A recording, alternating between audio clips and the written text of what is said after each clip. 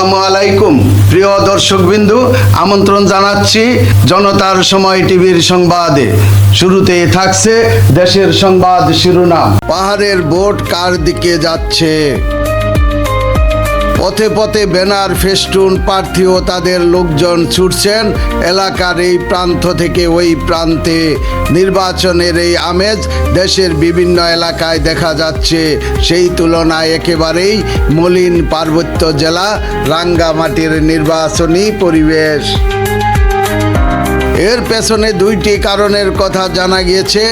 Voter, স্থানীয় সাংবাদিক ও নির্বাচনের কর্মকর্তাদের সঙ্গে কথা বলে সবাই এক বাক্যে বলেছেন, নির্বাচন মানে ভোটের লড়াই নিয়ে উৎসবের আমেজ।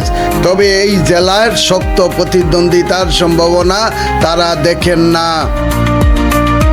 আর অন্য কারণটি হলো, এবারের নির্বাচনে পার্বত্য অঞ্চলের কোনো আঞ্চলিক সংগঠনের কেউ নির্বাচনে প্রতিদ্বন্দ্বিতা করছেন না।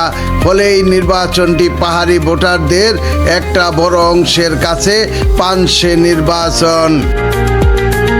সাম্প্রতিক বছরগুলোয় নানা ইস্যুকে কেন্দ্র করে কিছুদিন পর অনেকটাই অশান্ত হয়ে উঠেছে পার্বত্য অঞ্চল। সংঘাত, সহিংসতায় প্রাণহানির ঘটনাও বেড়েছে গত 1.5 বছরে। যে কারণে ভোটারদের অনেকেই বলছেন, এই নির্বাচন যারাই জিতুক তারা যেন অন্তত পাহাড়ে শান্তি ও সম্প্রীতি ফেরাতে কাজ করেন। ঠিক এই বিষয়টি দেখা গেছে নির্বাচনী প্রচারণায়ও। প্রার্থীরাও স্লোগানে প্রতিশ্রুতি দিচ্ছেন, ভোটে জিতলে শান্তি ও সম্প্রীতি ফেরাবেন এই জেলায়।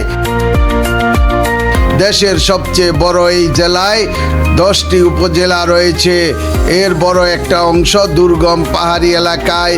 এমন 20টি ভোট কেন্দ্র এবার নির্বাচনী সরঞ্জাম ও কর্মকর্তাদের পাঠানো হবে হেলিকপ্টারে করে।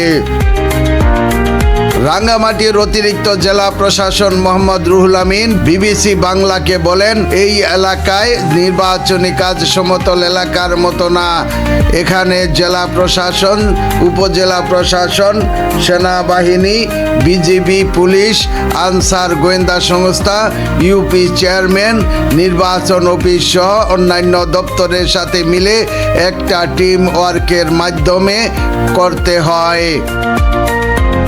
অন্যদিকে এবারের নির্বাচনে আওয়ামী লীগ না থাকার কারণেও কোথাও কোথাও সুষ্ঠু ভোট আয়োজনে সংকটের আশঙ্কা করছেন ভোটারদের কেউ কেউ। প্রিয় দর্শকবৃন্দু, আজকের প্রতিবেদন এই পর্যন্তই শেষ করছি। এখানেই পরবর্তী সংবাদ পেতে জনতার সময় টিভির সাথেই থাকুন। আল্লাহ হাফেজ।